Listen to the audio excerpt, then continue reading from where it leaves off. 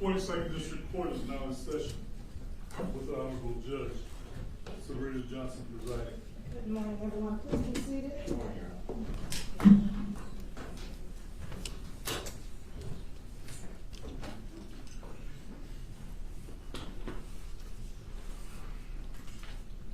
Case number 25-1709 and 25-1710 FY People versus Charla Pendergrass, People versus Jalen Pendergrass. Appearances. And good. Dominic. My apologies. Dominic DeGrazia, P69815 on behalf of the people. And good morning, Your Honor. For the record, Terry Johnson, P70773 on behalf of Ms. Charla Pendergrass, who is present and stands to my left. Good morning. Good morning. May it please the court, Judge. My name is Adam Clements. My P number is 77233. I'm here on behalf of Mr. Pendergrass. State your name for the record, please.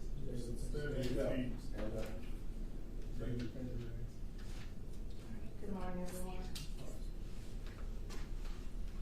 Okay, this date and time is scheduled for arraignment. Do you wish to have the charges read?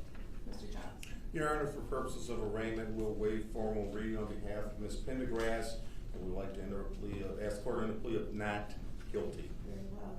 As to Ms. Pendergrass, the court will enter a plea of not guilty. As to Mr. Jaylen Pendergrass. Your Honor, we waive formal reading of the information as to allow the defendant to stand mute and have a plea of not guilty entered on his behalf. All right, court will enter a plea of not guilty on behalf of Mr. Pendergrass. As to bond for Ms. Charla Pendergrass. Your Honor, while I understand that these charges are very serious, I'd like the court to take into consideration the mere fact that this matter. I'm sorry. Oh,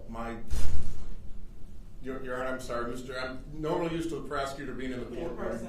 Yeah. My apologies, Mr. DeGrazia. Judge, I'd ask that there be no bond set for each defendant, or alternatively, a very high cash bond. Regarding Ms. Charla Pendergrass, she does not have any criminal history. However, she is charged with second-degree murder.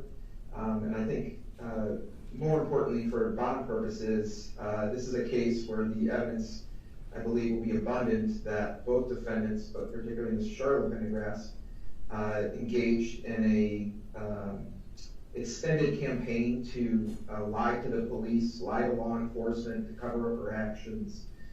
She was originally charged with lying to a peace officer, which was later dismissed because an FBI agent is not a peace officer within Michigan.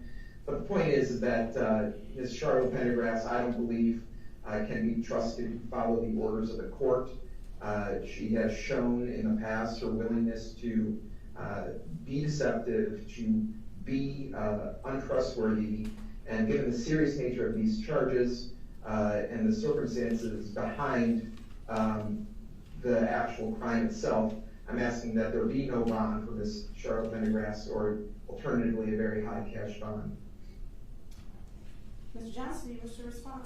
I do. Your Honor, I'm just rather shocked that the prosecutor can say that my client is not able to follow court orders. This court is aware Ms. Pendergrass was placed on a bond, a high bond, and Ms. Pendergrass followed all of those bond conditions. Not a single time was there any allegations that she violated or did anything that she should not have done. As a matter of fact, Your Honor, even after the case was dismissed, that was back in August, so about 3 months ago, she's done absolutely nothing. She has nothing to hide. The problem is she didn't cooperate with the police in a manner in which the police wanted her to cooperate. To come forth and say no cash bond, or to say no bond or a very high cash bond is ridiculous.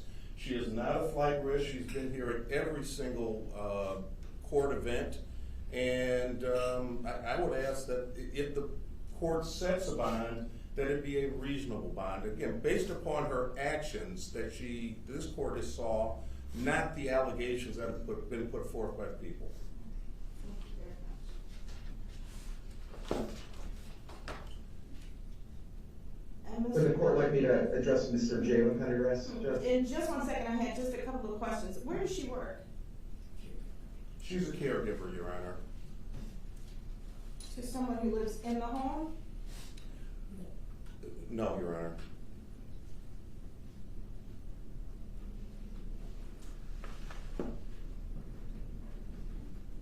Can the address we have for her on Roth, is that the best address? On what street, Your Honor? Roth. Well, no. Okay, so if, Mr. Johnson, if you can make sure we have an updated address too for her? I will take care of If that. that's not the correct address. Then, the address that is correct, how long has she been there? Approximately a year, Your Honor. Is this the address out county, outside of Inkster? Whatever her current home address is, how long has she been associated with her current home address? Oh, over a year. Okay.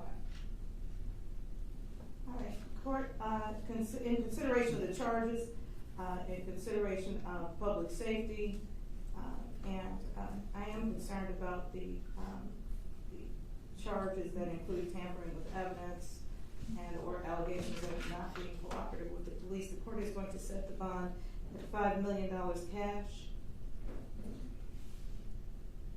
Ma'am, you are not to leave the state of Michigan without permission of the court. If you do make bond, you'll be on a GPS tether.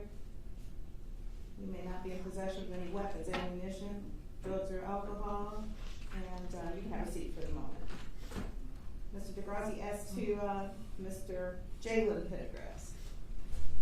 Well, obviously, Your Honor, the seriousness of the charges are severe.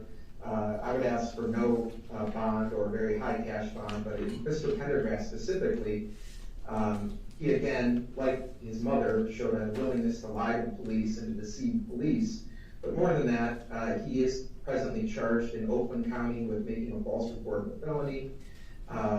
He was originally given a tether bond, which was reduced.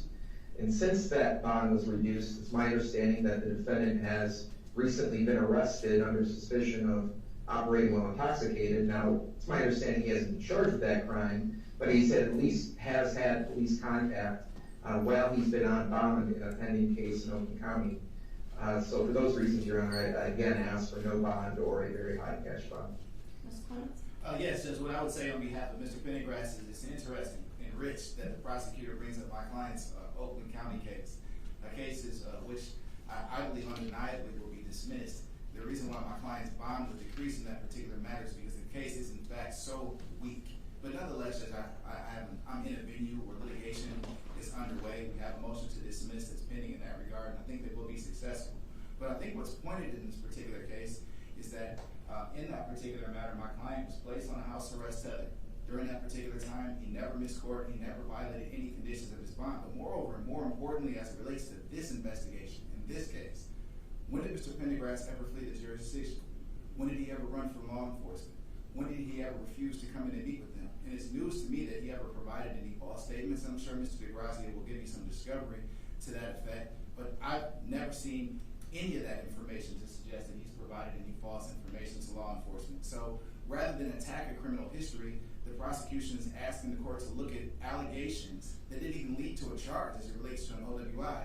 And that's purposeful. And the reason for that is because my client has no significant criminal history that the prosecution can point to.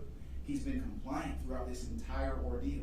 So to somehow suggest that he would be a flight risk when he's never fled or done anything to that effect suggests that he's a flight risk simply because we've decided to charge him after 6 months. So what I'm asking the court to do in this particular matter is to consider the fact that if the defendant is compliant all the way through, retains counsel, and does everything that he's asked to do, at what point do we actually respect the fact that he's presumed innocent?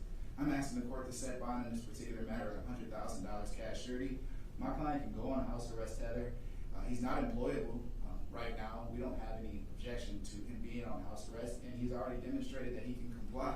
But more compelling than anything, judges, he's looking forward to having an opportunity to finally have his name cleared. We want the evidence to be brought forth just like everyone else does, because as of right now, only the prosecution has that evidence. We've never seen anything that suggests that he's broken the law in relationship to the death of London Thomas, or that he's obstructed justice in any way at all. So for those reasons, Judge, I'm asking for a fair and reasonable. Thank you. Again, considering the factors that this court must consider in order to set bond or any type of pre-trial release, given the nature of the charges, was Mr. Pendergrass working at or around the time of the incident? And if so, where and how long? Well, at the time, at what period of time? Back in April. Well, he wasn't allowed to work, Judge, once he was charged in Oakland. Okay. What was he doing before then? Where was he working? He was not working. Okay. So the court is going to remand Mr. Pendergrass, set no bond given the nature of the charges. And, we need to set a probable cause conference date. Is everyone available to zoom in for a probable cause conference on the 22nd of October, What time will that be, Your Honor? 9 a.m.? Yes, Your I'm Honor. sorry, Judge, I didn't catch that date. October 22nd, 9 a.m. for PCC on Zoom. On behalf of Ms. Pendergrass, Your Honor, I'm available, or will make myself available. Mr. Connors? I know you're working. All right, Mr. DeGrazi, you're good with that? That's fine, Judge. All right, and,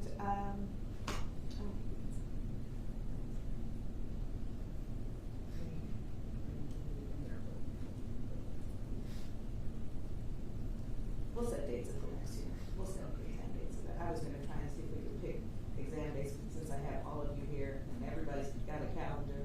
Oh, I understand, Your Honor. I would hope, once we receive discovery, Then you'll have a better idea of how we need to schedule. yeah, hopefully I'll get it all this time. All right. We'll see all parties back on the 22nd, 9 a.m. Thank you. Thank you, Your Honor. Your staff have a great day.